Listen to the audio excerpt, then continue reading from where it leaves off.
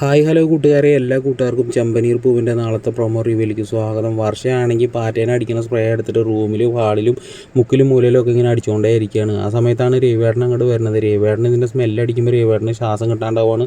വല്ലാതെ ശ്വാസം മുട്ട് അനുഭവിച്ചിട്ട് രവിവേട്ടൻ ആ സോഫയിലേക്ക് വീഴുകയാണ്. രേവതിയാണെങ്കിൽ ഓടി പടഞ്ഞു വന്നിട്ട് രവിവേട്ടനെ കൊണ്ടിട്ട് ഓട്ടോറിക്ഷ പിടിച്ചിട്ട് നേരെ ഹോസ്പിറ്റലിലേക്ക് പോവാണ്. പോണ വഴിക്ക് തന്നെ രേവതി ഓട്ടോറിക്ഷയിൽ വെച്ചിട്ട് സച്ചിനെ വിളിച്ചിട്ട് കാര്യം പറയാണ്. അച്ഛന് തീരെ സുഖമില്ലാണ്ടായി, ശ്വാസം കിട്ടണില്ല, ഞാൻ അച്ഛനെ കൊണ്ട് ഹോസ്പിറ്റലിലേക്ക് പോവുകയാണെന്ന് പറയുകയാണ്.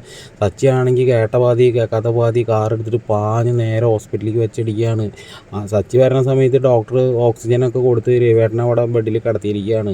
സച്ചി പൊട്ടിക്കരഞ്ഞുകൊണ്ട് ഡോക്ടറോട് കാര്യങ്ങൾ ചോദിക്കുമ്പോൾ ഡോക്ടർ പറയുകയാണ്, ഇങ്ങനെ പാറ്റേനെ അടിക്കുന്ന സ്പ്രേ അടിച്ചിട്ട് അതിൻ്റെ സ്മെല്ല് അടിച്ചിട്ടുണ്ട്, അതുകൊണ്ട് ഓക്സിജൻ കിട്ടാണ്ടായി, പേടിക്കാനൊന്നും ഇല്ല എന്നൊക്കെ പറഞ്ഞിട്ട് കാര്യങ്ങൾ പറയുന്ന സമയത്ത് സച്ചിക്ക് ഇങ്ങനെ കലി വരികയാണ് കേട്ടോ. സച്ചി രേവതിയോട് ചോദിക്കുമ്പോൾ രേവതി പറയുന്നുണ്ട്, ഇങ്ങനെ സ്പ്രേ അടിച്ചിട്ടുണ്ടായിരുന്നു, അങ്ങനെ ആണെന്നൊക്കെ പറയുമ്പോൾ സച്ചി പൊട്ടിത്തെറിച്ചിട്ട് നേരെ വീട്ടിലേക്ക് വെച്ചടിക്കുകയാണ്. ഇന്ന് വർഷയുടെ കാര്യം ഏതാണ്ട് തീരുമാനമാവും.